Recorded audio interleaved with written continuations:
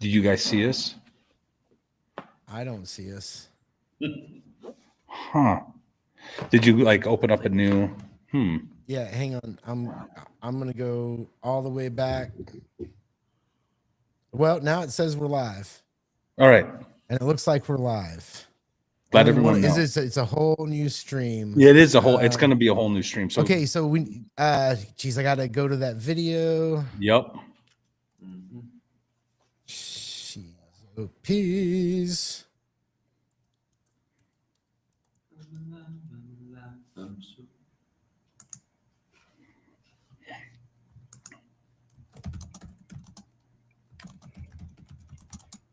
I can't tell what's happening. Hey, it says we're live. And it's the same chat. Yep. You guys hear us? You see us? Are we good? What's up? I don't know what happened, but I've been told we have to blame it on Fox for RPG. Yes. Hey, man, can I say something real quick? I want to Fox off. Your channel is really good. I am really enjoying it. You just kind of took off and anyway, I'm enjoying your stuff. Thank you very much.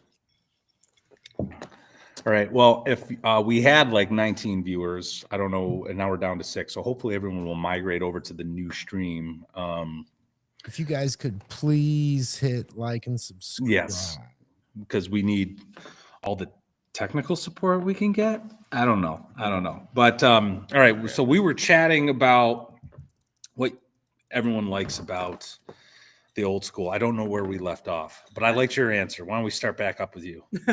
Yeah. So in my experience, I really enjoy like OD&D because of the versatility and the room for you to be able to kind of do what you can put your mind to an extent. And a lot of other platforms don't really have that. Word. So it's really nice to have room for creativity and imagination. And Henry, what was your answer? The simplicity of the mechanics, really. Over time, things have gotten a bit more complicated in certain corners, so it's easier in a lot of things. THACO is a very intuitive system for this, for using. That's a controversial statement. That is very. Here's another thing. He's played 5th edition once.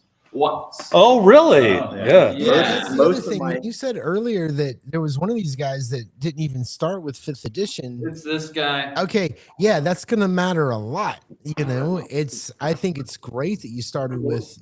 About 40% of my players have either never played another game or only played once and didn't think it was fun, and now they're consistent players that show up to the gaming tables. Nice. That's beautiful, man. And you know, you hear that there's a couple people I've talked to who are just like, you know, we've got these guys that'll buy this stuff now, but they're gonna die soon, and it's all gonna be over. And you know, people younger than me turn into grumpy old men. And right, lands happy. Thank you, man. Because I don't think that's the case. I think that people are always going to go back to the well. And when I say go back to the well, I mean just the creative spirit of, you know, the way you guys have just decided, okay, well, we're going to play a game and you want to be a what? Well, shit, let's go ahead and make it. You know, I think that's just so awesome. So, you guys are y'all, you're in Kansas or something, right? Like this was. Oh, Charleston, South Carolina.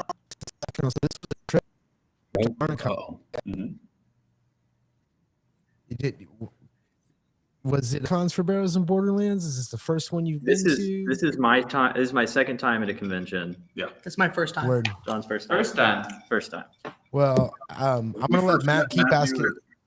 Sorry. Go. Well, your name is Chad, right? Chad. Yeah. Yeah. Go ahead. We first met Matthew here at Dave Con this year.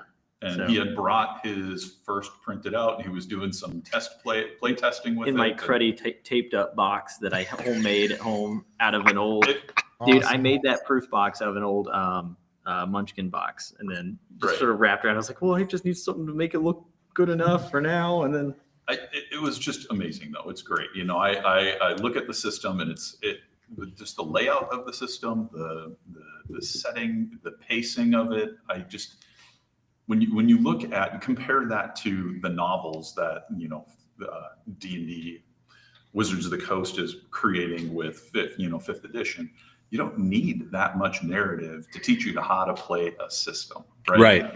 Yeah. Can you get that information to me in a page or two so that I understand what I'm trying to play? And you can make it more complicated if you want but with it being modular. Right. You can say, well, let's go ahead and pull this thing in or this thing or some of the Arduin stuff that we've been trying out. I know we've got the Portal to Adventure Kickstarter, and that's going to make the game go crazy. So That took no time at all to fund, did it? I meant to actually look it up. Less than an hour. Yeah, I meant to look up like where you guys are at this point.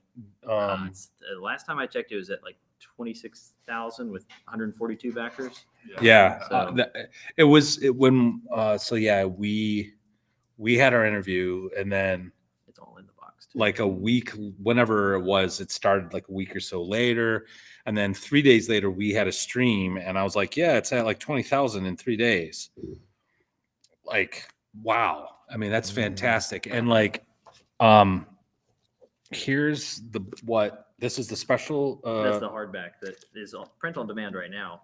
That's Yeah. the drive-through version. Yeah, like I tried to look for that the other day, and I swear to God, I couldn't find it. Did you guys have like one version and then change it or something? They Or probably have you banned since they can't mail to you.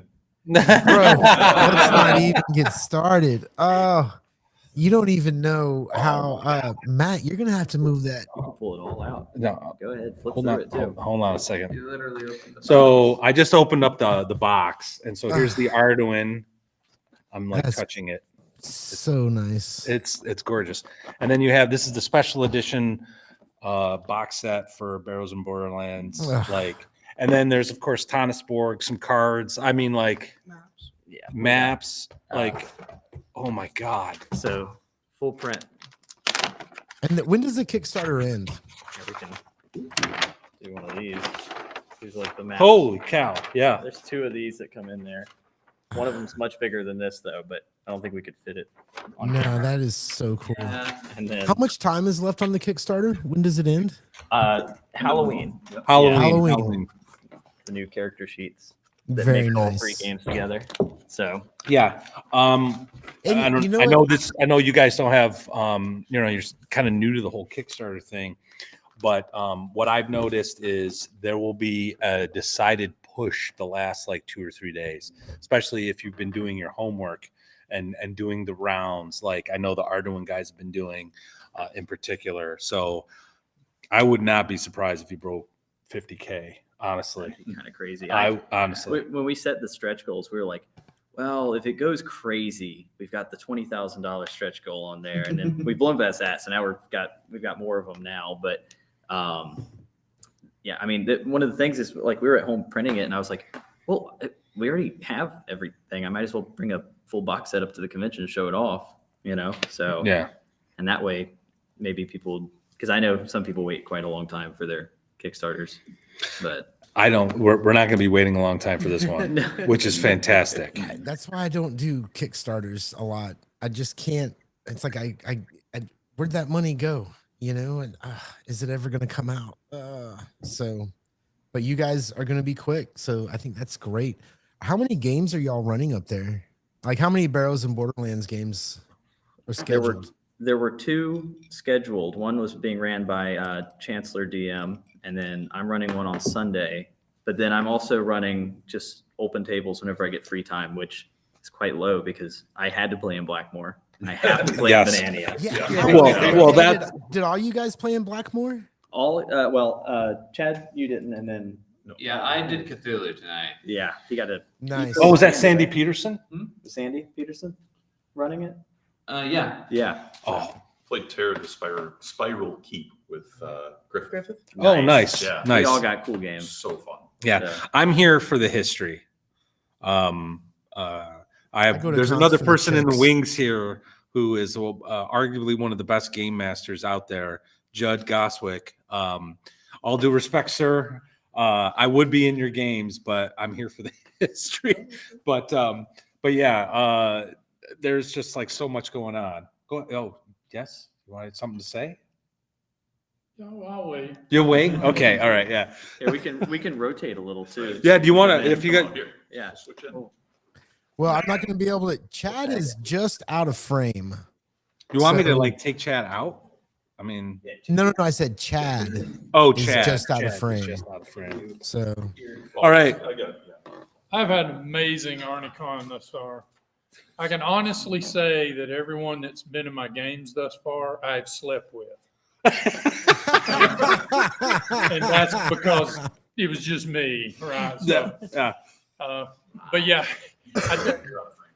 I should have thought, like, when you schedule a game next to like a jamboree of Sandy Peterson, Ken St. Andre, and Mr. Macris all in the same room, that you're not going to get the turnout you might otherwise get.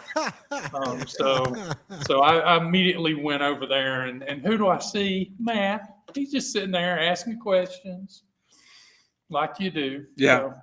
So, it's been a good time. It's been a good time. Yeah, I That's met great. Judd. Well, I actually met you in a chat room run by RPG Pundit first, and Yeah. then a couple years back at VentureCon, I did a double take because he, unlike me, actually uses his real face for like. And so I was just like, I know that guy. How do I know him? Well, if you had this face, you'd use it. Well, look at this face. That's why I use an 8-bit character from Final Fantasy. Anyway, so yeah, I've known Judd for a couple of years. This guy's great. And he hopefully time- will be on in a couple weeks Yeah.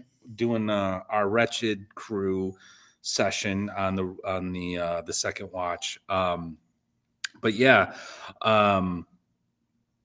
what are you looking forward to? Tomorrow, I'm going to be in a bunch of games that others are running now, I'm really looking forward to like the meet and greets. Right. And the Ken St. Andre is going to do his version of Settlers of Catan. He's got some home rules, so I'm looking forward to seeing what that's all about. And there's some hangouts and things like that. And tomorrow morning, they're interviewing him for, I guess Griff's doing a documentary or something. Oh, yeah, they're that's filming right. something. I forgot about for- that. Yeah. For Griff Secrets of Blackmore Live, I think is what they call it. So yeah. Griff found out I knew how to use a camera and immediately put Oh, me is to work. that- I will also say I'm a proud backer of the Portal to Adventure. So Very nice. Once we get off, flip through them. So yeah, Very nice. I mean, agree. Barrows and Borderlands, and this is just me only having read the PDFs. You guys should really be game of the year. At like everything. No, I would, Go ahead. I'm even talking about the big stuff. Like I go into, I've got a big game store down the road. I go into it every week, just looking for something that, I'm always looking for something new, right? Something that makes me want to play more, even whatever. And it just doesn't happen. It hasn't happened honestly it's been a couple years, I feel like, since something's come out, It that captures the that I was- imagination. I'm not going to say I haven't bought anything, but I haven't been excited about the same things that most of my role-playing game fans have been excited about. Right. So Yeah. Well, this sounds like I'm not going to say names. I'm not naming names. This is normal at our age, Gary. Don't worry about it. It happens. well, again, this is not blowing smoke. This is not trying to firmly attach my lips to anybody's keister, but seriously, dude,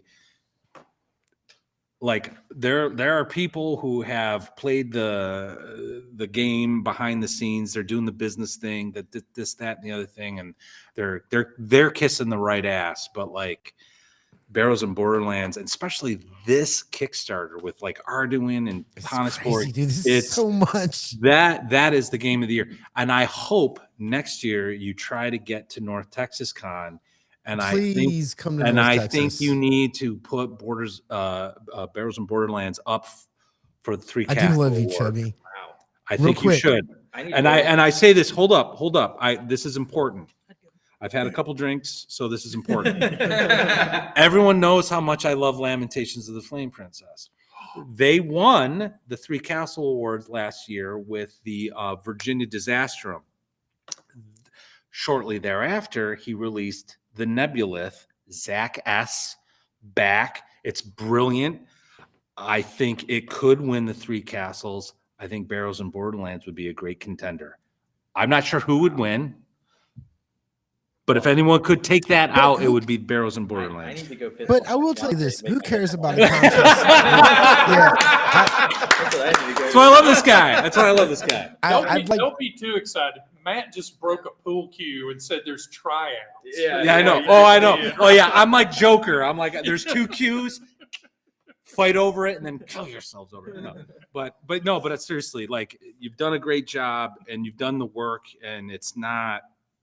There's like no politics involved. I guess is really what I'm trying to say. So, but anyway, Well, it's obvious that this is a game that's been played. That's supposed to mean more than it is, but there's a lot of there's a lot of games that you buy and you're like, I'm not gonna play this. You know what I mean? Like I want to read it. I want to be able to talk about it. I'm probably not gonna play it, and I can't wait. As soon as I figured it out, as soon as sports is over, like around Thanksgiving, my schedule is going to free up because I will no longer have 3 children doing sports. It's 5 nights a week, and I'm going to be all over your server. Matt, you've invited me. I got You've all right. Before you finish your thought, Gary, we got a super chat. I just want to address real quick. $2. Yeah. Death Angel Shadows. Thank you, sir. Can they enable the pay in 3 option in Kickstarter, please? Pay in 3? Pay in 3. I don't know what that means. The installment plan. Oh. I'll check it out. I don't know how that works. I'll look into it. There you go. All right, Gary, I'm sorry. You were saying before you froze. I don't know, man. I don't know what I was saying. You're I was talking just about saying- after November. I was just saying that once all these kids, once the football stops, like I had 5 nights this week. I used to game 2 or 3 nights a week. I've been doing dad shit. Sorry, excuse my language. I had 5 evenings. So once that's over, I will be on the server. You've invited me a couple times. You're going to want to get rid of me as soon as I have free time. I do lurk on the server, and I'm a little intimidated because it is so organized, right? Like this is what you do. This is how you do it. Yeah, I'm really I don't want to mess up. You won't mess up. We got, like I said, 40% of my players never played a game before. So, Yeah. And a lot of the ones that don't really like using Discord, but we mainly use it to schedule the games, and then we'll figure everything else after that. So, and then the referees, I mean, their logs are usually like 2 sentences long. Like, we went into a cave, they had fun. So, and that's about all I get from them. But, I would just to jump off of that. Okay, so like in the OSR with all the history of the blogs, Google Plus, all this, that, and the other thing, and all this ivory tower talk, you got certain groups, subgroups in the OSR. I'll just refer to one group as the bros. They talk about having like these detailed like play reports, and then you hear this. And this is one of the reasons why I am so anti ivory tower. Like, the game exists at the table. The ivory tower stuff, the theory craft, like the talking about 1-to-1 time versus this, that, and the other thing, rules is written, whatever. It can help your game, but at the end of the day, the table is your game, and the people at the table are your game. well, go look at Alarms and Excursions or Dragons Magazine. You look at some of their play reports, and they're like, we went to a little town. They fought a dragon. The end. That's it.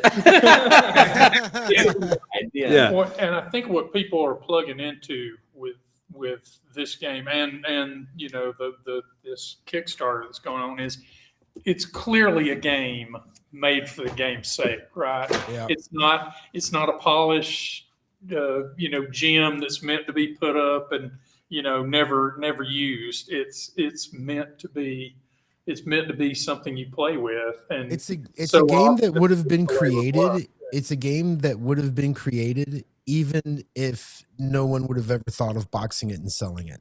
Well, it was. So Exactly. Yes, that's what I'm saying. You Yeah. know, I it's argued about not publishing it for a long time. So yeah, there are certain decisions you shouldn't make for yourself. Like that you should listen to whoever it was that told you to publish it. Those are people you need to listen to. You know. Well, I think this is actually a good point, though. And then one of the reasons why, like, I've been so ardent about defending and promoting the indie scene. I mean, like, this channel a couple weeks ago had freaking DM Scotty on it, and then the very next week we had a new guy on. You know what I mean? Yeah. There are YouTubers out there who are, you know, they did what they did, and I'm not, you know, by all means, chase the YouTube money. But then all of a sudden they decide to do a Kickstarter to quote unquote pivot and make some money. And what are they doing? It's like this freaking like highly produced book that will cost you $80 or whatever. And it's like, how is that fun? Like, is this like gameable? But then you have something that's actually born out of the passion. You know what I mean? And that's what Bears and Borderlands is. That's what the Arduin guys are doing. And that's what the original games were as well. Exactly. It was just like this. Yeah. And again, I've been harping on this ever since your first interview, like the way you run your games. I'm like, this guy is not worried about rules is written and one-to-one time. No, he's worried about his table. That's what you should be worried about. Like, what's going to be fun? Like, what are we going to do today, guys? What's going to be fun? Let's pull out some Jenga blocks and like turn it into something. You know? My favorite thing is when I hop into one of the other referees' games on the server and they try to ask me a rule question. I just go, I don't know how to play John's game. So, all right. Jeremy Crawford. I got a super chat from Ultra, $5. Matt, I have a feeling he's talking about you, sir. Tell them how the very first game I refereed for you all was the AD&D Tomb of Horrors. He, evil devil face. yeah, That's my favorite emoji, by the way. He told Ultra. us to roll up characters and we all ran up naked outside. So I was the only one not silly enough to go through the portal. Can he go back to Games Expo UK? That's the next question. no, it was a fun game. Ultra's been having a fun time in there and he's been prepping more games. I remember him saying something about Mecha Tiamat, so we'll see how that goes. Oh, Jesus. That sounds crazy. Wow. Yeah, I got to get in there. I will. It's going to happen. It's going to happen. I'll run you through Dracula in space. I'm so afraid of that. Okay, man. I Like, love. You Okay. don't need to convince me. You just need to hire me a babysitter or a chauffeur. You know what I mean? Like, if I could get that on lockdown, I'd be right there. It's got Vampire Medusa in it from Arduin. It's got invisible death bots. I love it. I love it. I love. If it wasn't for, here's the thing about the OSR and a little look inside my soul.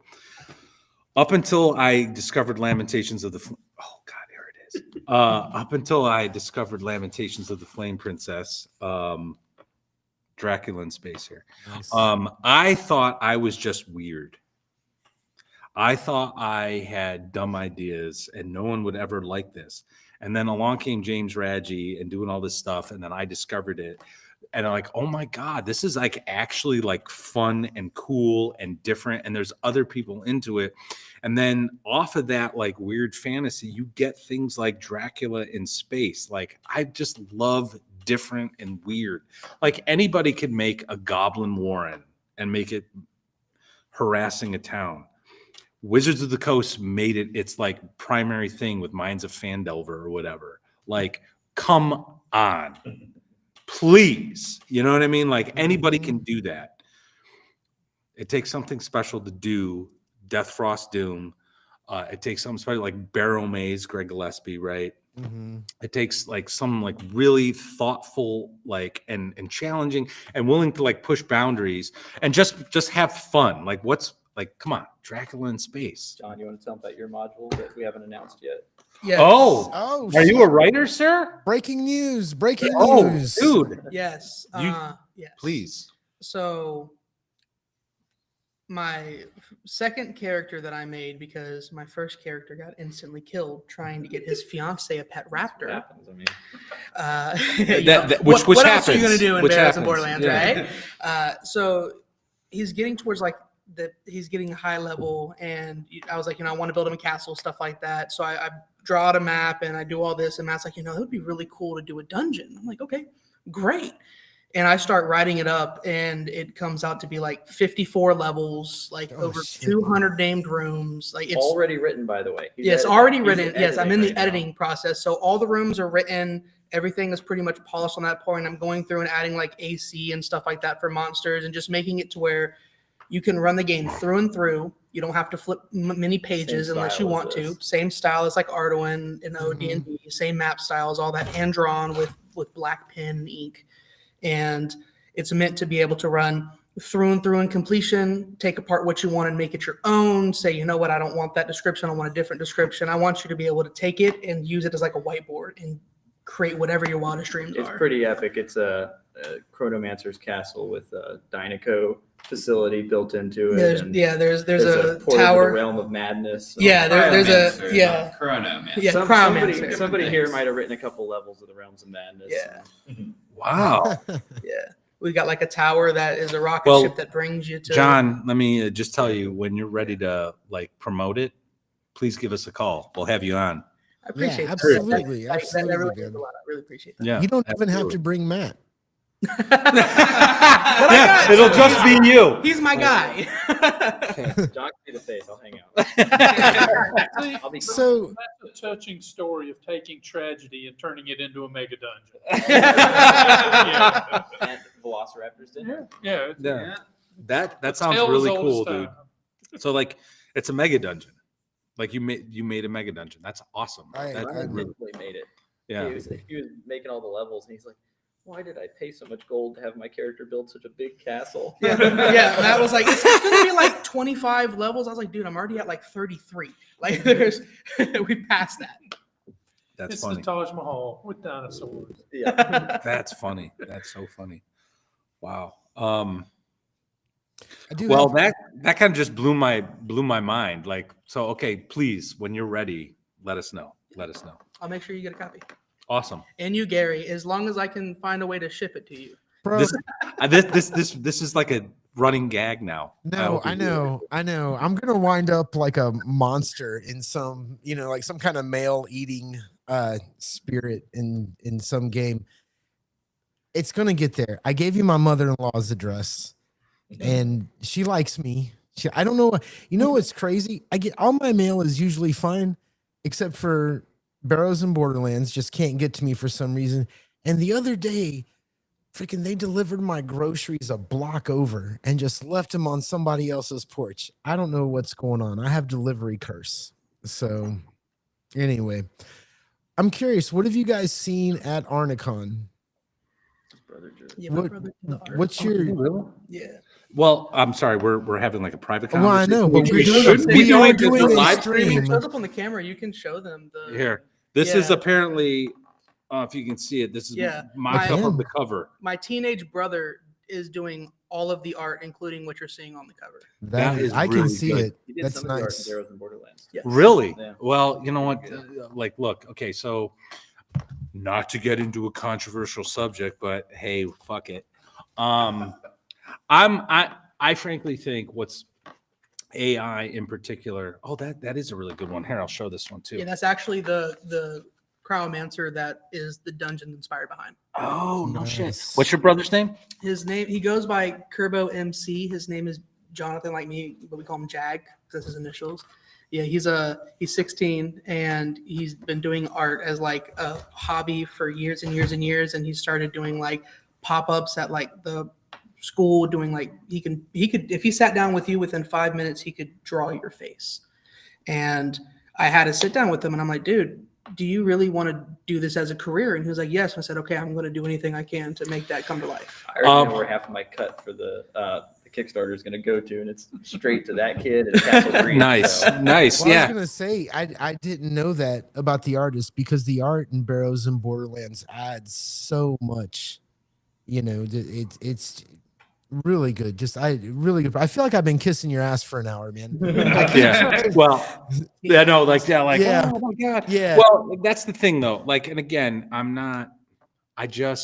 there's a lot to this industry that I think is good, but there's a lot that I've seen in the past few years that I just don't like.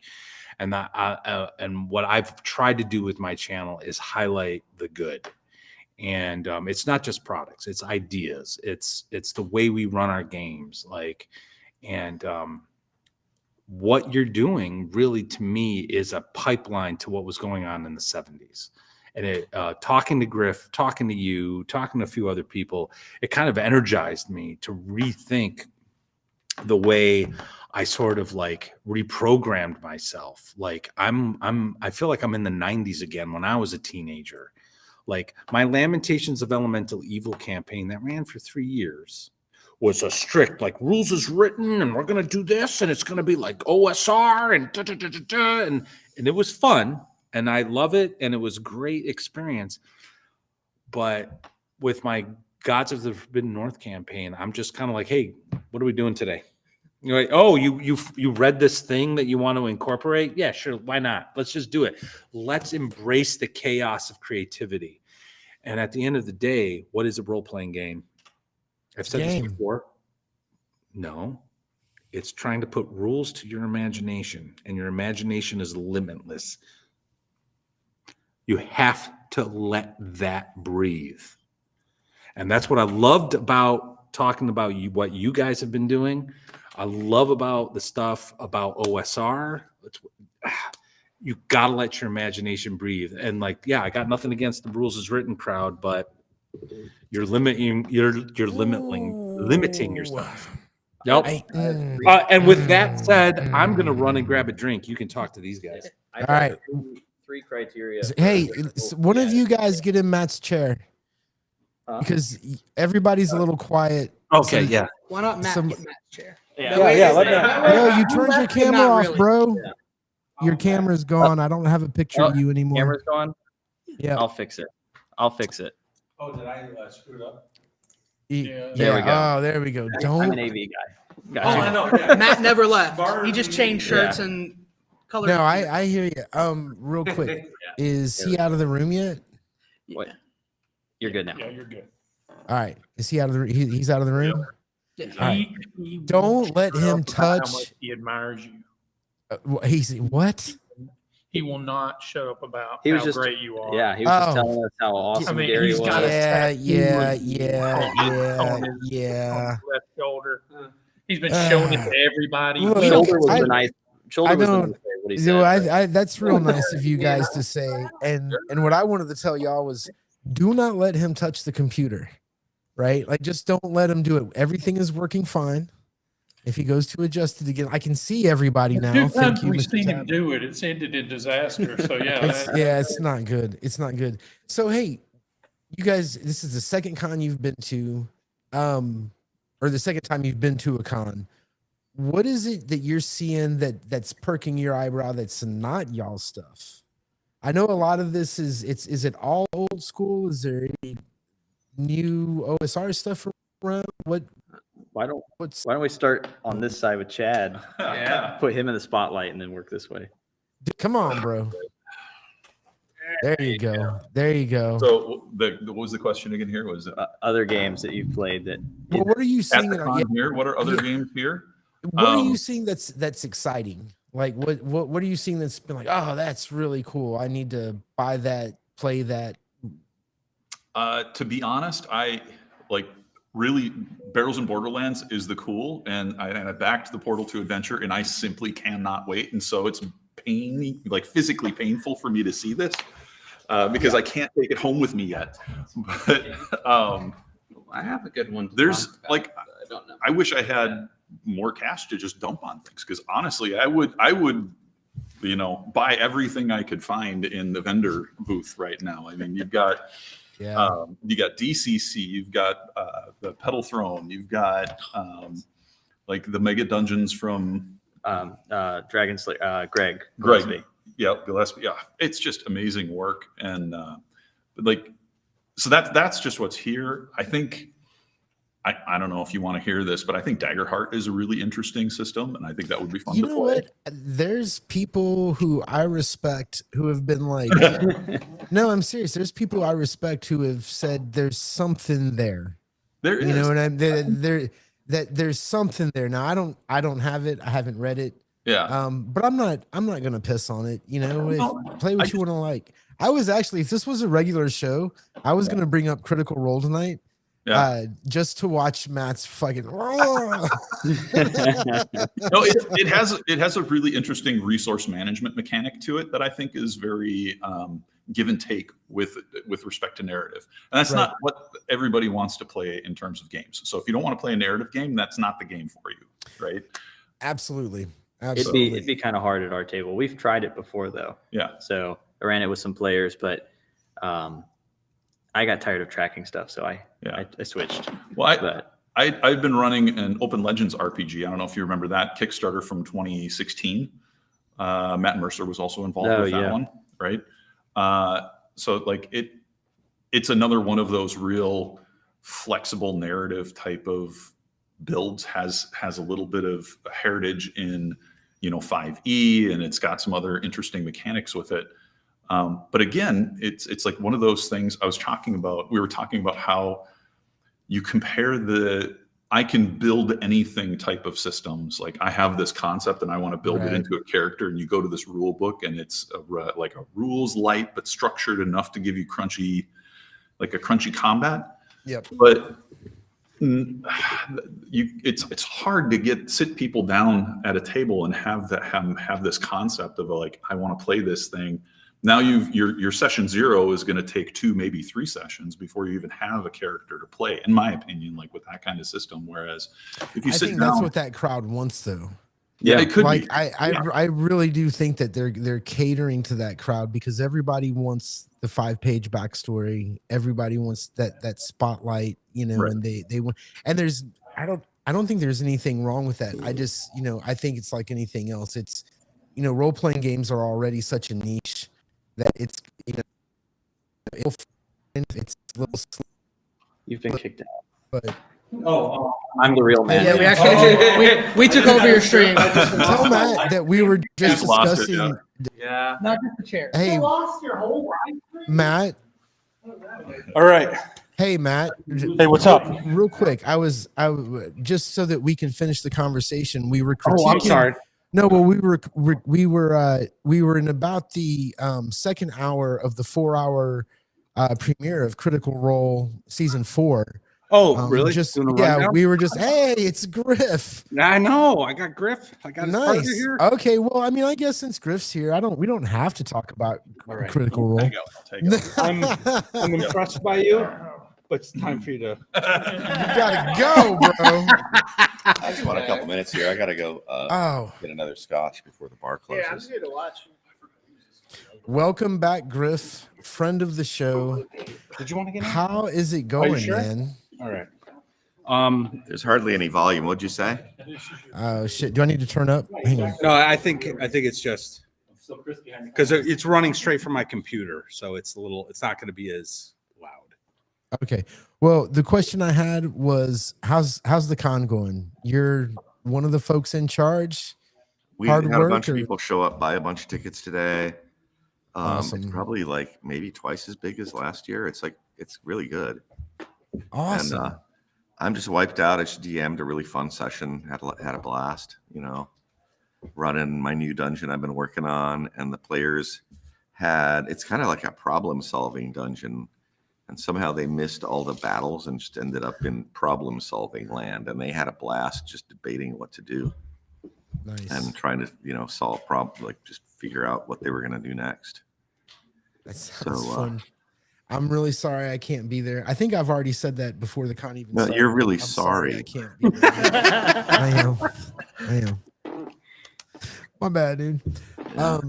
So is you gonna keep doing this? Hi, Arnecon. Well, if it's everybody says they had a good time, we'll try to do it again next year. you know. Great, man. I'll be in this. What's been your highlight so far?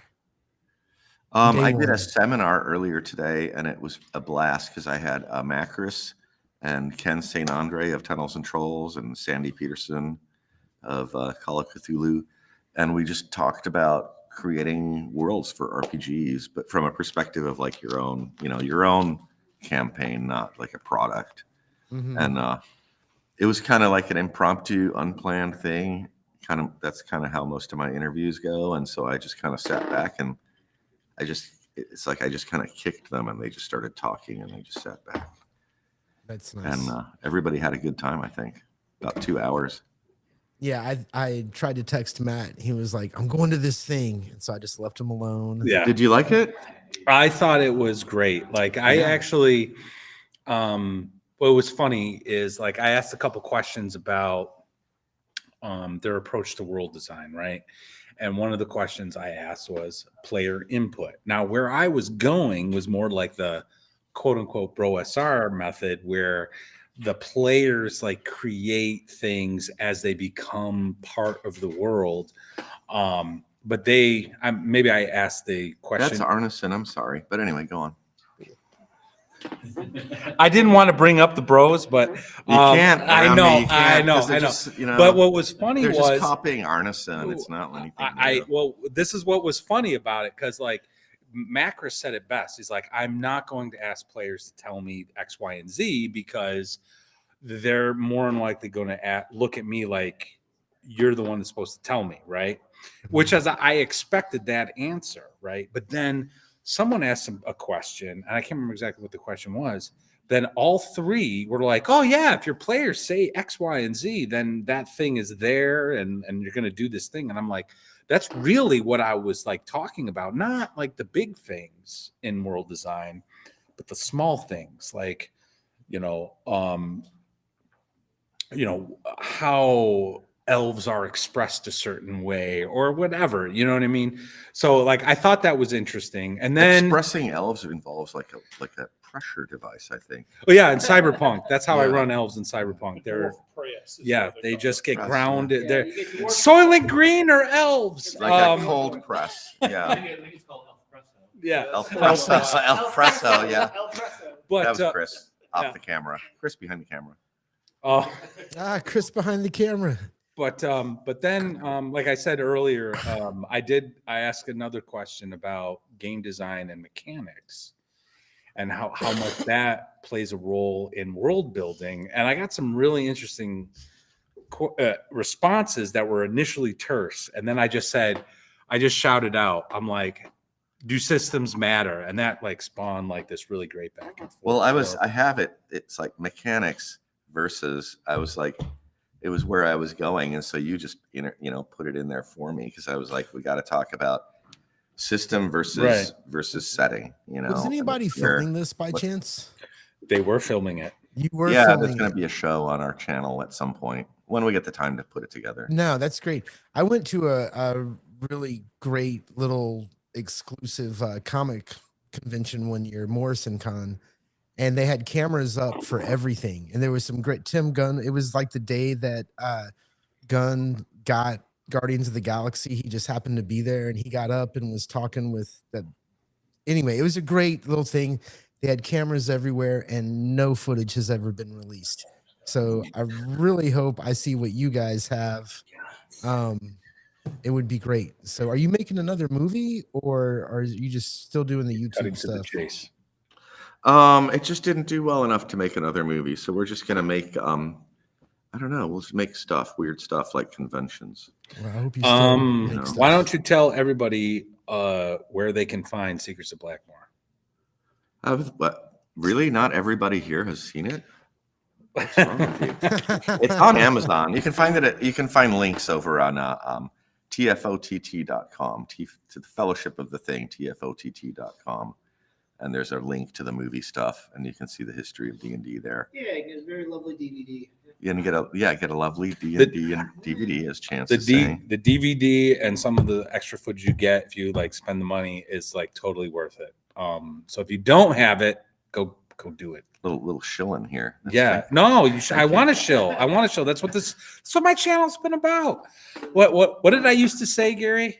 Hey, I play games, I record myself playing games, and then I talk about games. I got nothing against the flip review, but we always get kind of the skinny on stuff when we do Arnecon, and so we were talking to David McGarry about, because he's done going through the Mutant game, which was actually a predecessor to the TSR Mutant game, the Metamorphosis Alpha, and then Gamma World.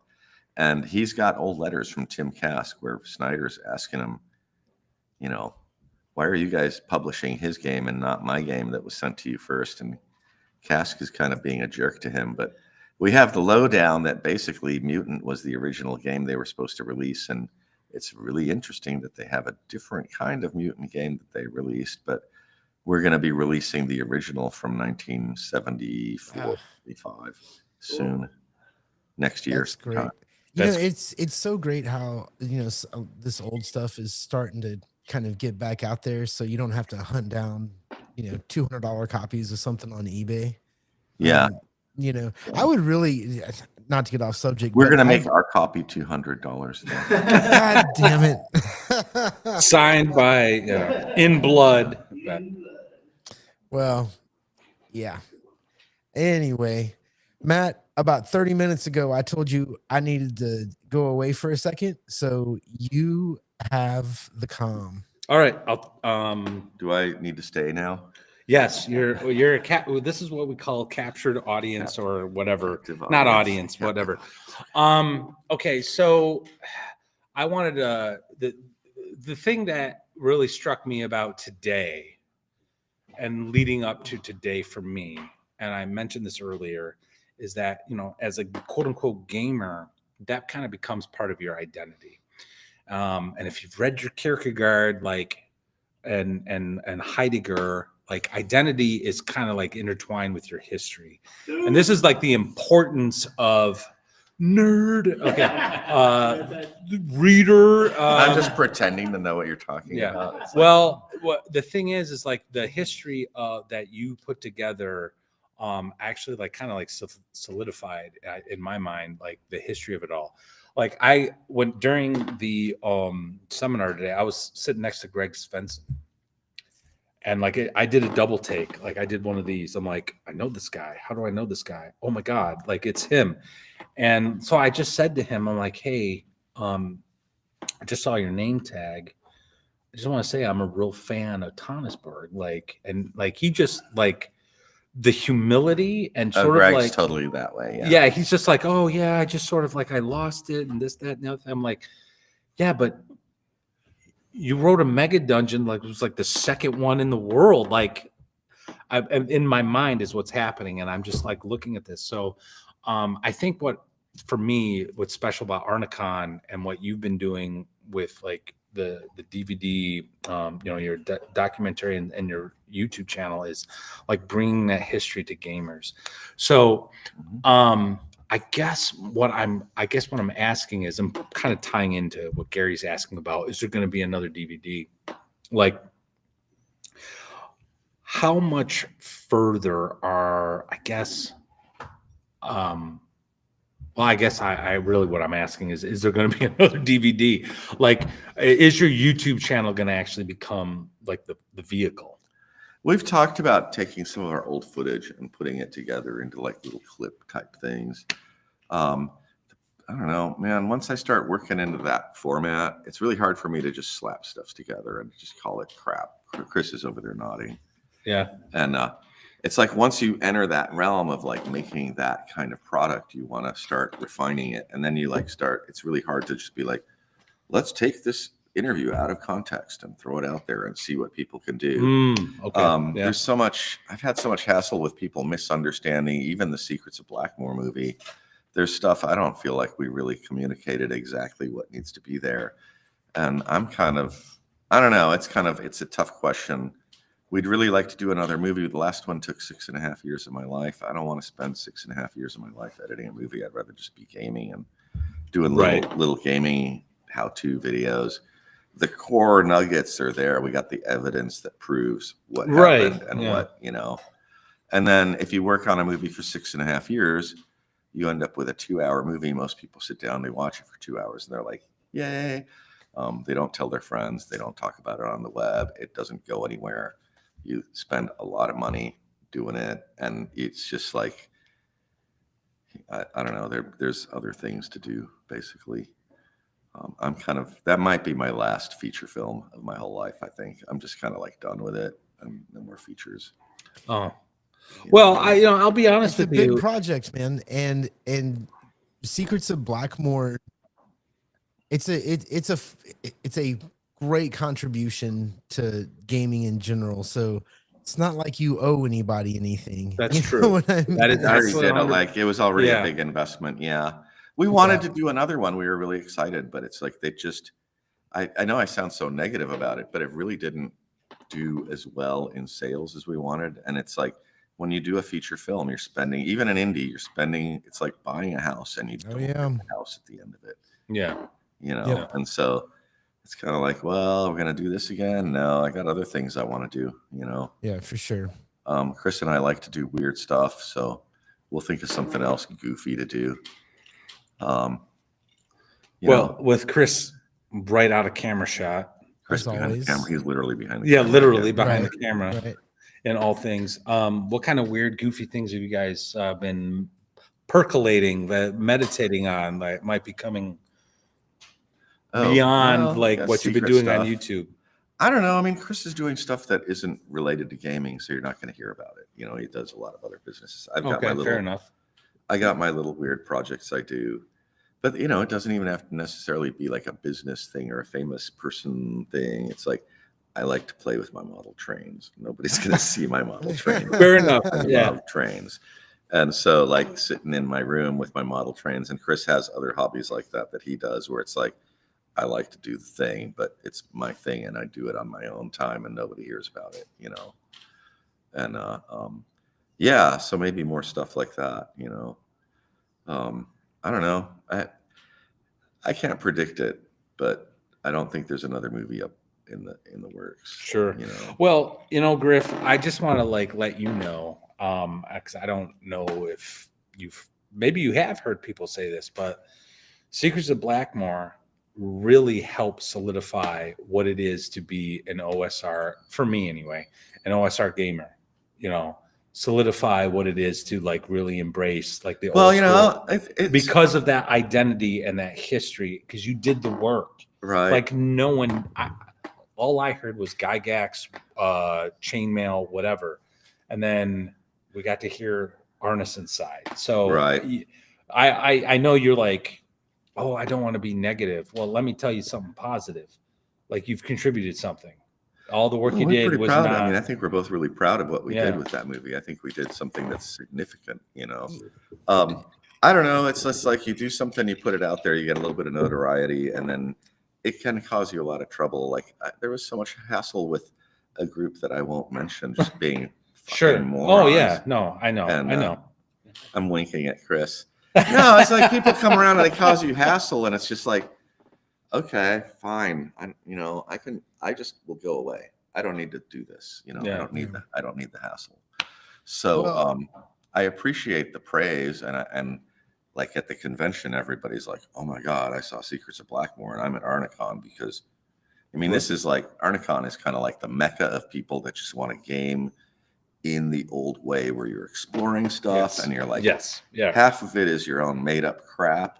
You haven't even play tested it yet. I ran a dungeon tonight that I just had notes and scraps of paper and Xeroxed maps and stuff. And, and it was just kind of like, it was literally a play test. I had everybody sign a piece of paper, and I was like, you guys are play testers. You get to go in the book when I publish it. That's your name awesome. is going to be there, and, yeah. So I don't know. It's just elf games, right?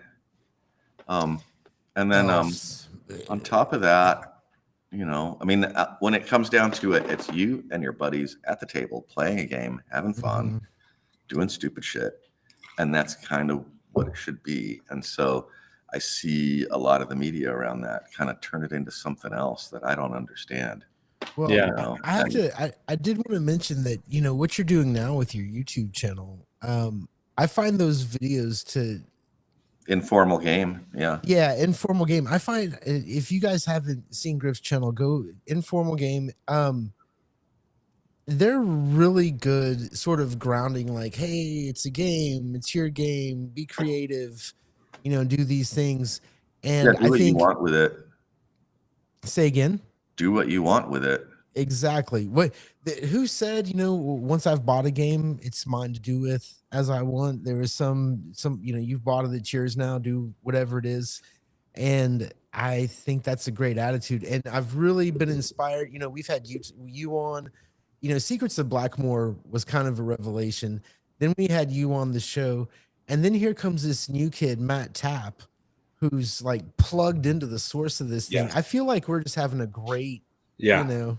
In case you didn't like make the connection, Matt Tapp, Bears and Borderlands, Arduin, Tonisborg, like that Kickstarter is just like It's gonna go nuts. Yeah, it's already like at $26,000. So Yeah, it's I just think it gonna was go Fox of RPG. Like, let us know in the chat. Matt's earlier. kind of like everybody's talking about Matt at the convention because it's like, yeah, Matt's the next guy. We're all watching. He's Matt. off camera right now, shaking his head He's because like, he's "No." like super humble. Don't listen to them. I just play games. No, No, here's, Matt's You're the doing. hope for role playing. here's the thing, I am Matt. a nerd making games in my shed. Don't let me. Absolutely. Oh, you mean the That's chosen why- one? You mean you're the chosen one? Chosen one. Yeah, yeah. But I guess what I'm just there has been this cycle, from like Secrets of Blackmore and on this past couple years. The OSR, that term is kind of odd, even like it, but these old games that we like to play have just really had some new life breathed into them. So thank you for doing that. Thank you for doing your channel. Thank you for doing Arnecon. I'm a loser for not being there. I'm sorry. He'll be It's here. hard. It's hard to do. Like, we got a lot of stuff. Like, as far as what we're doing with our company, we still have a lot of stuff we want to make. Yeah. And so, but it's hard to produce it. We're just a 2-person team, and I'm kind of a big idiot. Like, I am totally ADHD freak boy, and so the thing with that is it just takes me time to do stuff, and I'm probably going to back away from social media a little bit just because I need to. That's a distraction because it's like I get on there and next thing I know, 4 hours have gone by and I could have been writing my new book, but I'm like, I 6 months behind schedule on it. And I don't know. We'll just keep doing fun stuff. I think when people go dark on social media, it's always like they're working on something. I'd that's rather. the thing. I'd rather see like your videos and get something new, than go through Twitter and it's a hard. That's the hard part of this. I feel like for a lot of people is the social media is a big distraction. So who are we bringing in? It is, but you kind of need it too, so it's Yeah. hard to balance. Exactly. It, Yeah, it's not. It's kind of a no-win. I was on RPG Pundit stream about a month or so ago, and we talked about this briefly. And he's like, "There's the YouTubers who become publishers. Like he wouldn't use the word game designer, and I get why that he wouldn't use the word game designer, but they create something, right? But YouTubing is their first thing, right? Right. But then you have the writers, the game designers who go into YouTubing to help publish or promote what they're doing. At the end of the day, social media is like so critical for indie guys to do what they're doing, and you just got to find that balance. Like, I don't consider myself a YouTuber. I just started this channel because I believe in the indie scene. I believe in the OSR, and I happen to write a few things, right? And I just want to like blah, blah, blah. But then you got other guys like, Black Lodge Games, fantastic channel. And then they published a few things, you know what I mean?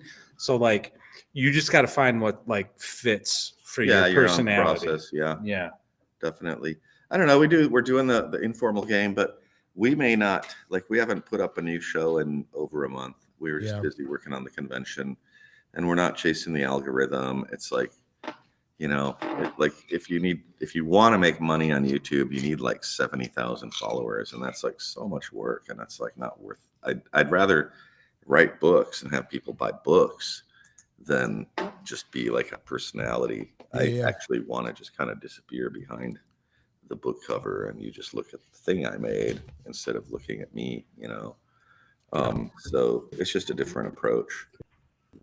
Chris behind the camera You and know. Griff behind the book. Yeah, Chris behind the camera and Griff behind the book. No, but we'll do the shows, but we're not, it's not like we're chained to doing it. I'm really tired, and I need Rut-row another raggy. scotch. All right. Anyway, I need another scotch. you want me to buy you one? Oh, that'd be even better. Gary, can you handle this for a few minutes? I got you, man. It's gonna I got you, man. If the Throw bar's throw open, maybe throw a close. couple more people over there with Griff. What so time that- is it right now? Isn't it supposed to stay open till noon or not It was noon? kind of isn't weird. it? Let's just go find out what's going on. All right. Hey, I'm why don't sorry. you jump I on? gotta No worries, Griff. Go do Why your don't you thing, talk to man. Judd? You've had Talk a to long Judd. day. Talk to I Judd. understand. And you jump in too. All right. Judd is my favorite dungeon master, by the way. Everyone loves Judd. Okay, everybody, I got it. everybody. This is Judd. This is Chancellor, and of course Matt Tapp. Okay, I'll be back. I'm gonna go buy. Yeah. Okay. Everybody loves Judd until Everyone- it's time to show up. Unless it's time to do Judd stuff. All right, Judd. So good to meet Everyone you loves Judd. tonight. And I have a question. Every time your name comes up, it's like when you leave chat or where you're in chat or your name, everybody's like, such a good dungeon master, such a good game master. What are you doing that we're not? You know that scene in Game of I've Thrones where been- Podrick is, anyway, never mind. Go ahead. Yeah, I've been a forever GM since I was 12. So we're coming up on 41 years Right. of Right. game mastering, and I don't know. I mean, it's very flattering to hear people say that. I don't know that I agree, but I certainly enjoy it. Right. I'm a better game master than I am a player. I think, and again, I'm not even sure I'd swear to that, but I just, you have a sense if you've played a lot of games, like what makes games fun or what makes them interesting. And I've never been one of those people that wanted to secretly be a writer. Right. I want whatever's going on creatively with me to have some pushback to it. Mhm. And there's nothing like that in the world except for game mastering, right? Right. If you make a video game or you write a novel or anything, someone else is in there, but it's never collaborative, right? It's Right. never happening at the table. And that's always what I've loved about being a GM. And I'm kind of a crack up. So So, I mean, do you ever, oh, I'm sorry, do you ever play like at all? Do you play at cons or? yeah, mostly at cons, and then I've got a few, in my gaming groups. We'll pass the baton back, but I tend to game master, for my main group, Word. primarily, Yeah. and then I go to cons to play. Right. I'm sorry, I didn't mean to interrupt you. What were you going to say? No. I'm just going to say Judd is, again, a fantastic game master. And the reason he's so good is because he just improvises all the damn time. Mm, He'll just, if people have an idea, he'll just go with it. He'll just Yeah. go with it. I remember we were playing, what was New it like? Flesh? A new Flesh game. And I'm like, okay, I'm going to look at this lady's perfume.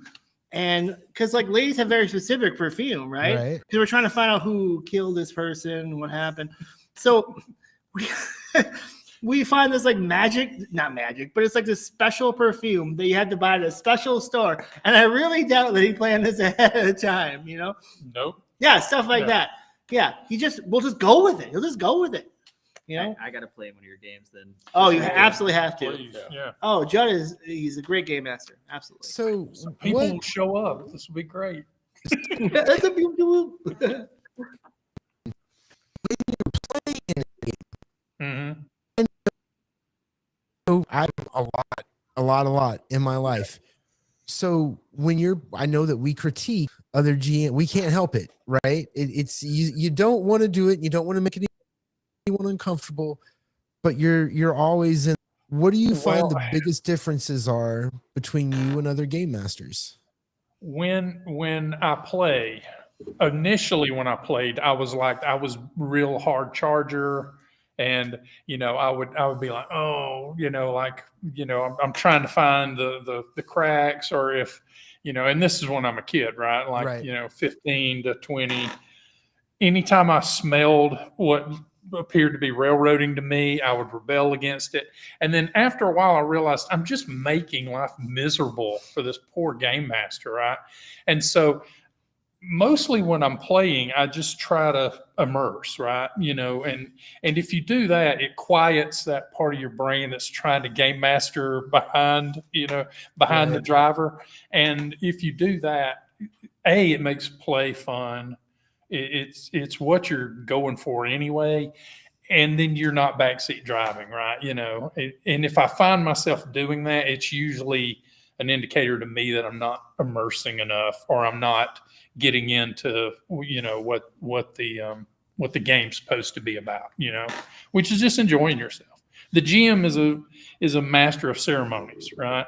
And you can spoil the fun as a player just as quickly as any game master can.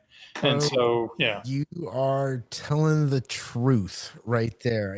There's always, I remember a while back, and this goes into something I would ask all of you guys, but I remember a while back, I was running a Star Wars game, and there was a kid playing. He had a reason to be a little, whatever towards me. I might have been single and dating his mom. So, but he did this whole thing where it was like he was trying to break the game, right? Like, how far can he break the game? And it's not, I've run into other players like that. And I'm getting ready to run a game that is going to be kind of story based. I don't want it to be railroady, but there's going to be things that happen, and you need player buy-in for that, right? Are your games, what are your favorite games to run? How much story do you use? And when I say story, plot points, I don't know how to describe it. It's like kind of like I want to give them things to chase, right? What I do, a lot of, like, in my career, so to speak, that probably the game I've run the most was Amber Diceless, because our group got into it when I was in college, and then we played it for like a 12-year stretch, and we really enjoyed it. And then we went to Feng Shui, because that's the natural jumping off point. Yeah, we've played a lot of weird games, but it's always very story heavy. And we tend not to play fantasy so much as modern day or sci-fi, or just, kind of multi-genre sort of things. So there's always going to be more story. So what I do is more or less like a sandbox, except it's not a physical sandbox so much, like where you've got a map and you've got all these places, and what I have are factions, and like, there's the guild of that does this, and then there's this gangster faction, and then there's the government, and this is how they interrelate to each other. And then when I prep my world, I come up with who these players are in the setting, and what they want from each other, and what they're up to. And the whole idea is just like to set the train set up so that it's going to explode and collide. Yes. And then the players come in, and I don't want to imply anything, right? And usually I'll put it to a theme, right? Like, like industrialization versus nature or something like that, right? And I don't want to have a dog in that fight. I want everything to be, fair play. And then the players interact with these people and decide, we like them, we don't like them, or we're going to play both sides towards the middle. Whatever they come up with, I know how these trains are going to crash until the players get involved. And as soon as they move a train, Well, Yep. now I know these two trains are going to collide because they didn't do anything with that. But this train's going to go veering off. And so between sessions, I think about how are the factions going to respond to all that, right? Like what, and then I really only have to worry about what the players have done to all these vectors Nope. to figure out like what the responses are going to be. And if you do that, then you only have to worry about the things the players did because everything else already had a state it was moving toward. Right. And that means that the players absolutely are the driving force. It sounds a lot If- more emergent. Yeah, storytelling. yeah, and Yes. it has to Absolutely. be because if I take any agency away from the players, then I'm telling them a story and not telling a story with them. And I'm a big believer that story is what happens when you're sitting around the table later and telling it to someone else. Like, oh, you wouldn't believe what happened in our game. That's the story. Mhm. What's happening in the game is the play, right? And you're Right. enjoying yourself. They're expressing their character. And if I'm lucky, the themes that I built into all these collisions, they're going to make a statement about how they feel about that, right? Like Right. my character took a stand for this side or that side, and it meant this. And if I do that, then I'm so happy because I get to stand back. And it's really fun if you put together collisions where it's something where you don't really have an opinion and you kind of see them play with it for you. And you're like, oh, that's given me something new to think about. Those are the best kind of games. That just validated my entire play style. Yeah. So you heard Thank that, John. Best DM. SDM. Real quick, just- we're getting yeah. we're getting some comments in chats. So I want to stop for a bit, and I've gotten this question twice. Judd, do you do any YouTube stuff? I don't. I've considered it. It's interesting. Griff's not here, but I was going to start a YouTube channel because I'm a big proponent of like how I prep a game and what technology I use, like OneNote and things like that, like the Right, things right. I do to prep a game. But then I started watching Griff's stuff, and Griff's got a loose leaf notebook, and he's just writing on it, and I'm like, yeah, that's the tech. And so I went, and it was perfect timing because it was, the back to school sales. And I'm like, loose leaf notebook, get me some graph paper, get me some loose leaf sheets. And I'm just, going hog wild, writing stuff, longhand. And then later I'll maybe put it into OneNote or I'll, photograph it or something. But it flows so much better if you do it longhand and you just go without questioning yourself. And so, yeah, a lot of this exposing myself to the older school techniques has gotten me back to that, because so much of the time I've been gaming, I've been chasing the new cool thing. Right. And it's gotten me so far away from the core fun things. Yep. Now that I'm discovering the core fun things is great. Well, it's funny because my favorite games, I've played probably more D&D than any other game, but I don't know that I could say D&D is my favorite game. Right? I played a lot of Star Wars, I played a lot of Marvel, but everybody wants to play D&D, right? And I have fun, I like it, but I always like these other games that sort of tended to go in a narrative direction. Well, over the last maybe 3.5 years, I just kind of got tired. I was running into a lot of I just wasn't having a good time. It was like this cognitive load that I was carrying, you know, and it wasn't a story. It wasn't railroads. In my mind, it was sort of like a pinball machine. Like I had, an NPC was a bumper and you're going to get certain information. It was almost like NPCs were rooms in a dungeon. I don't know how to explain. Anyway, point is it just got to be a lot. So I'm like, you know what? I'm just going to go back to D&D. I'm going to play these old school games. 3.5 years later, I'm really glad that I've done it, but I'm planning an easy D6 game that's going to be highly narrative. There is, and I'm trying to find that middle point. That's why I asked, because the last game I ran that had a story, right? A lot of NPC interaction, I guess we could say. Man, I was really impatient. I felt like I was forcing things to happen because my players weren't doing stuff. So, it's really, there is a balance you have to run. I would say, and you're mentioning like each person being like a dungeon room, right? Right. And that is sort of how it is.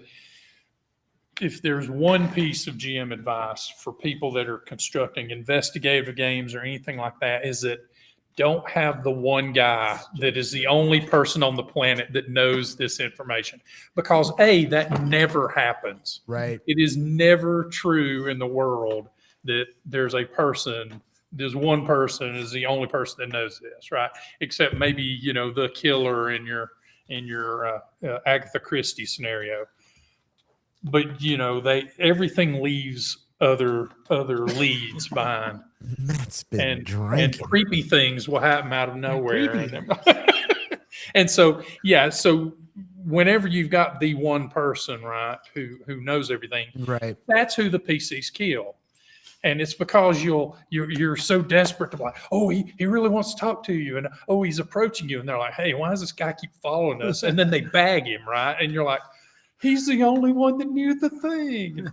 I find in some of my games, oh man,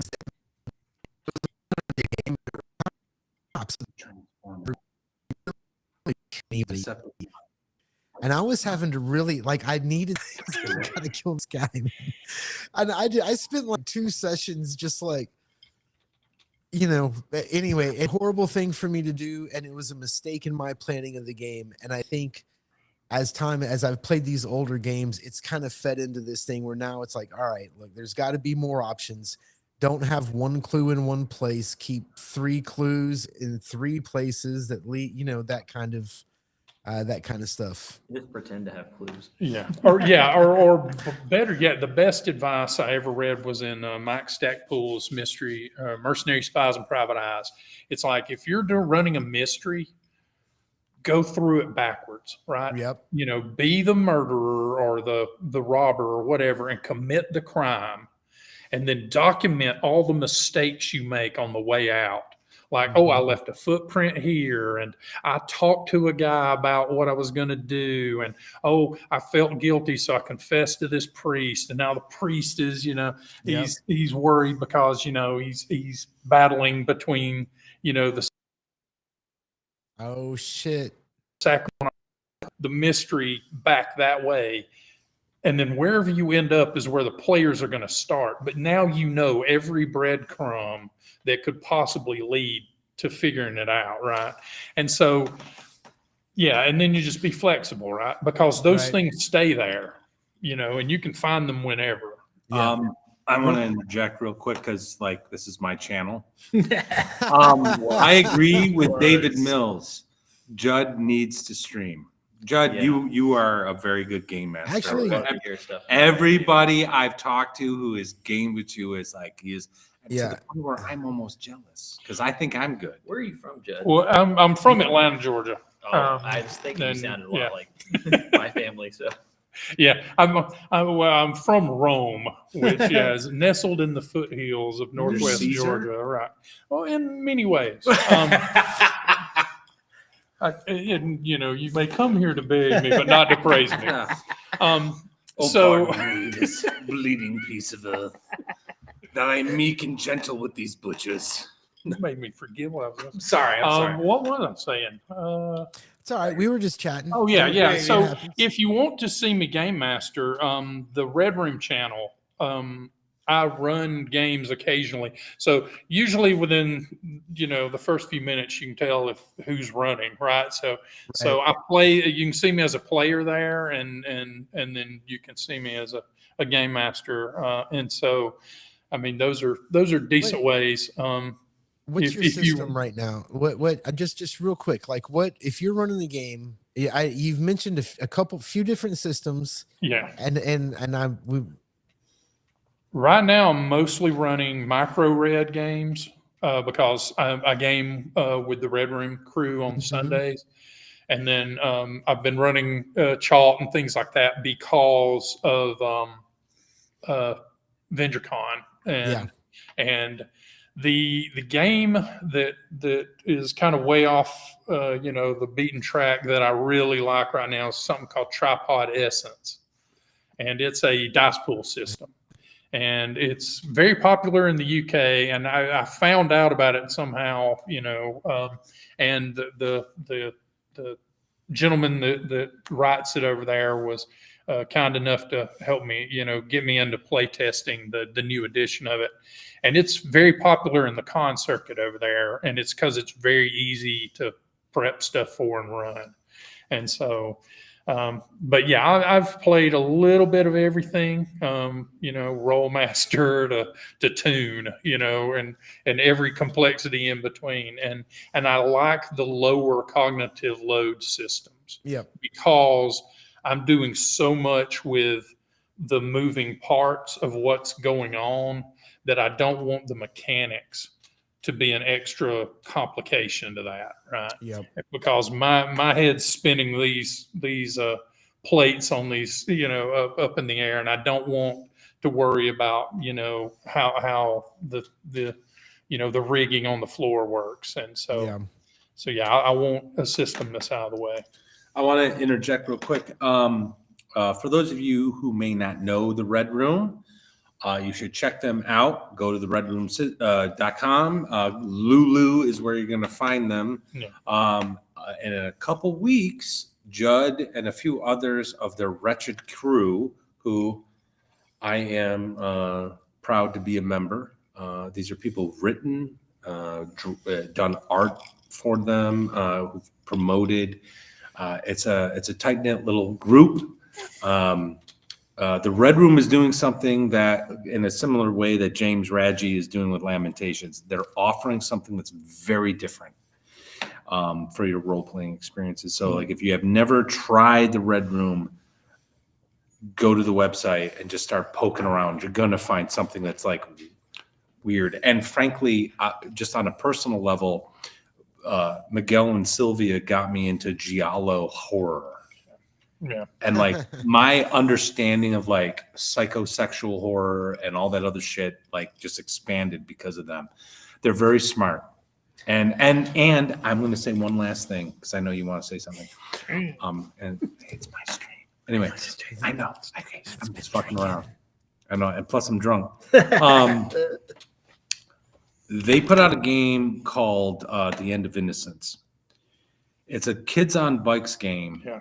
And that's not a game I'm like interested in. I read that and all of a sudden I was interested in playing kids on bikes. Like Miguel just has an understanding of the medium and the influence behind some of these games that I just don't think many modern gamers really have. So I encourage anyone who wants to broaden their horizons, check out the Red Room. Yeah, and their They have website such is the Red Room sites backwards. to show you. Yeah. Yeah. And it's to Google it's it's like more Durant, whatever it is. Yep. Yeah. Or, yeah. So We have a super chat Give me a second here. from Death Angel Shadow. while he's pulling up the super chat, I would just like to point out that if you look at the screen, it actually says "Watch Gary," and there's no mention of Matt at all. Oh man, rough. This is Gary's last stream, everyone. Watch the Gary is what it looks. Watch the Gary. All right, is Judge going to Oh, shit, where is that? LUG-Con Atlanta this month? I am not. This is the last con of the year that I had planned. I used to go to Dragon Con a whole lot, and then for the brief amount of time it was around, I went to Sci-Fi Summer Atlanta. But I know there's some other cons that are around, and I'm hoping to kind of get back Right. into local con going. Dragon Con is just so huge that you pay for a Yeah. badge and you can't see a tenth of what's there, right? And so I would really encourage people to do more things like Arnecon. The thing is if more people do things like Arnecon, it gets big. Same thing with North Texas. It's a great con. You want everybody to go, but you also kind of want to keep it small. It's, Well, there's I think there's room to grow. Like, yeah, but there's, be there's careful about it. smaller cons popping up all the time. And like just last year, or I'm sorry, this year, Central New York RPG Con. I'll be there. Like it was their first year and they had over 100 people there. Granted, the organizer did everything right. You know what I mean? Like really like hit the right nerves. You had Double D, Diversity and Dragons there. So like there are a lot, but then you have like Con on the Cob, which is I think is like an Ohio thing or something. So like there's smaller cons like Arnecon out there. So just go to those. That's where you're gonna meet guys like these two mother effers that are here on my stream. Well, I'm sitting in the back. I'm in the back. You can sit up here if you want. No. I'm fucking with you. I'm fucking with you. I know. I'm going and buying a claw I know. now that you called me. I'm messing with you guys. But like you get to like talk with the people that have like been writing games, doing games, whatever, and that's where the hobby is. Like I'm sorry, I don't want to sound like Mr. Anti-corporate, but I guess I am. Like I don't give a fuck about Gary Con. I don't give a fuck about Gen Con. I really don't. North Texas Con is like where it's at. Arnecon is where it's at. Avenger Con is where it's at. Dave. And I whatever haven't been to con, Dave Con, You so I should go to don't Dave want. Con. Yeah. Dave Con's fun. Go to Dave I'll Con. vouch for Dave Con. I will vouch for Dave Con. Dave Con's fun. And I will say, if you don't have a con around you, I think some of the best ways to game is there are 4 tables in this room that we're in. And this is like a little dining room, right? Like the Rotary Club could rent this. So go to a hotel that's around the people you want to game with. Ask them what an afternoon's rental for a 4-table place is and get enough people to fill 4 tables. And then just whatever the cost of that is, see if you could split it, by the number of people you think will show up. And if you can do that reliably, do it once a month, turn it into a club. So I think cons are great. But you can also just sort of make your own little neighborhood game club after a while. And if you like each other enough, then maybe you decide we don't need the room. Let's just meet in each other's, dining tables or whatever, And so I've met a lot of gamers that joined my group at a convention, and we played with them enough that we're like, I like to cut your jib, why don't we trade, at the time it was phone numbers because we didn't have that wind up internet back in the day. But, nowadays there's absolutely no excuse. I mean, I game with people in Portugal now, for crying out loud. So. Yeah. No, the internet has saved my gaming life because I unexpectedly, like somehow I'm in this weird phase where getting, a mile away from my house is a chore. It's just life, so Well, I'm very thankful for internet gaming. The internet has saved my gaming career because I'm big in Portugal.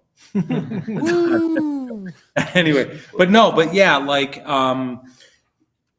I've made this joke multiple times. Like I've met so many people online, and then I get to meet them in person, and it's like just enriches the experience. Like I've known Judd for a couple of years. Yeah. And I actually knew him like 6 months to a year prior before I actually knew him because of the internet. Same thing with Chance here. So like, I think the local cons are where it is at. So like, I don't know. Don't ignore them. Take a look at it. And I'll be the guy. Fuck Gary Con. Fuck Gen Con. Like, Oh my work God, with the smaller ones. Yeah, I mean, Also, Gary the Con- police. Remember been this was saying gonna that a be- it's lot. okay. Gary Con's Wait. okay. It's a Well, I'm a little big lawyer, now. so I It's a will. little Now, big do now. you remember, like, it Little big wasn't now. but 4 or 5 months ago, this is the year we're going to build bridges, Matt. We're going to make friends. No. Nope. Nope. I No. can't. I got my heart on my sleeve. I've got one thing to add. So our gaming group has over 100 folks in it right now. 30 of them are That's- local folks. Judd, you've got to ride over to Charleston sometime. Come play with us Yeah. out there over the Yeah. Green Dragon. So You know what, man? how could I do like a Kickstarter or a GoFundMe so I could go up there, make a movie with my phone? He's from Texas, Austin. We'll make a big road trip in the RV. There you go. Yeah, do there a you road go. trip. Guys, you guys, I really do hope that you guys come down to North Texas because there's no way I'm getting out of the state this year. I drive 7 hours every time we run a game because I pick up players from across the state.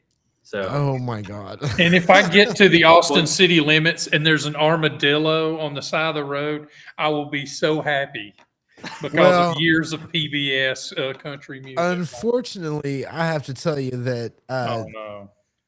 the Austin city limits, this is such a I don't want to badmouth. I love my home, but and the show Austin City Limits is incredible, right?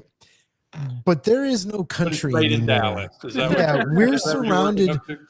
We're surrounded by so many suburbs, and it's just you got to from where I live. I'm not even in the center of the city. I'm sort of northwestish, northeast. Excuse me. I would have to drive for probably an hour to an hour and 20 minutes to where I would actually get to a place where like it's nature. You know, I'm so ready to not live in the city. Anyway, nobody cares about that at all. We have anybody has Oh. No. Gary? what? No, he's back. Is he back? You went a little Decepticon there for a minute. Oh, sorry about that. I was just gonna say 2-minute warning, gentlemen. 2-minute warning. All right. Well, let me get back in the driver's seat here. I want to. You better not get in any driver's seat right now. So What are you talking about? eat a I've taco, only go to had like bed. half a bottle. Look, I'm from New York. We do things differently. Anyway, Clearly. yeah, clearly. I can't reiterate enough the importance of like the community that gets built from conventions. The online community is important. And if you're a creator, you can't escape it. You got to fucking work with it somehow. But you got to go to conventions. You got to do the work. Kelsey Dion kind of proved it because she came out of nowhere, according to certain people in the OSR. But if you had been going to conventions and seeing her do what she does, you would have known. So, and Arnecon is one of these like small conventions that's just great, absolutely great. And I'm so glad to be here. Gary, I hope next year you can do it. And to my impromptu guests, our live studio audience, thank you so much for Thank you very much. chatting with us. When you said $5 bill, I was like, sign me up. Wait, so you I didn't said pay five- $5? I had to pay. I only got $5, $2. Wait, You're you guys are getting paid? I wasn't paying people. I swear to God. No, it was $5 for his Scotch fund. Yeah. They're paying me. Matt is paying much more than He's a $5 per 501c now. scotch. Yeah. I promise you, he's not drinking some regular scotch. Everybody, all the waitresses love me when I come to a con. They're like, "Oh, it's that guy." Yep, it's me. Sorry. My cat is on my everlasting nerve. True story. Gary and I met first time in person after knowing each other for 5 years at North Texas Con this year. And it was, I don't want to say it was an emotional moment, but it was cool. It was like, oh, hey, dude, what's up? That night I was like so into like party mode. I was like, oh, you have that bourbon. I want that. The next morning I came down and I looked in the bar and the bourbon bottle went from here to here. Yeah. And the waitress is like, oh, hey, how are you? And I'm like, I think I made some friends last night. So anyway, Yeah. Well, time. listen, I'm happy you guys are there. I'm happy everybody's getting to have fun. I am growing more and more envious the more we talk. Thanks for being on the podcast. It's midnight. Matt, my watch is ended. I have a feeling you got a little bit more to get out of your system. Only because the time has changed. Like normally this would be 1 o'clock for me, but it's like midnight for people out Minnesota. Yeah. But You're in our my watch time has zone, ended. Matt. I feel a little connected. Yeah, I know. We're like, it's like that. It's like that scene from freaking. Was it? Nobody knows, Matt. An Nobody American knows. Tale. Oh No. yeah, we're looking up at the same Somewhere moon. out there, underneath this, whatever. Okay, Don't sing. I'm not gonna sing. I'm not gonna sing. Somewhere out there beneath the pale moonlight. That's the song. Yeah, that's the song. Yeah. Gary, we lost Gary. We lost Gary. That was enough. All right. Kids, don't do Scott. Hey, the only thing I have left to say is that I see some of you guys on Tuesday night. I just bought my new Runehammer Chonky D6 dice. These things are, bro. I just want to say, buy the dice from Runehammer, dude. They feel like, that domino material, like a really good domino, but maybe not quite as heavy. Yeah, real elephant ivory. I think. Yeah. Well, I mean, if I mean, it was allegedly. for dice, I'd take an elephant down. Not really. Those are those blood diamonds? Is that what you're trying to tell? No, okay. All right. I think our watch has ended. Hey, I just want to say to our live studio audience who has joined us, and also to the chat, you guys are awesome. Really appreciate it always. Please hit like and subscribe. Blah blah blah. Whatever. Yada yada yada. Arnecon is awesome. Please consider it if you are like looking for a con to do. You really are stepping into a history that formed this hobby. Just please consider it. But next week, I think we're going to have Erudite on, maybe Bacon and a few others to talk about horror gaming, Halloween one-shots, blah, blah, blah. I'm looking forward to that conversation because that's actually how I got into Call of Cthulhu. So I hope to see everyone next week. Gary, any final thoughts? Go to bed. Everybody needs to go to bed. I'm not going to bed. Like, go. Are still open. You've been awake like closed at 11. What are you talking 21 hours. I will fucking make them wake up and pour me a drink. All right. Anyway, Guys, be careful. If you we're not stand driving. but if you stand too close to Matt, you're gonna find yourself with a drink in your hand Yeah. all night. true. So anyway, let's go, bro. I gotta pee. All right. Take care, everybody. Night, all. Our watch has ended. Somebody better be watching you. Yeah. My stupid outro is always fucked up. But that's okay. Yeah, that's fun, right? No, it's because people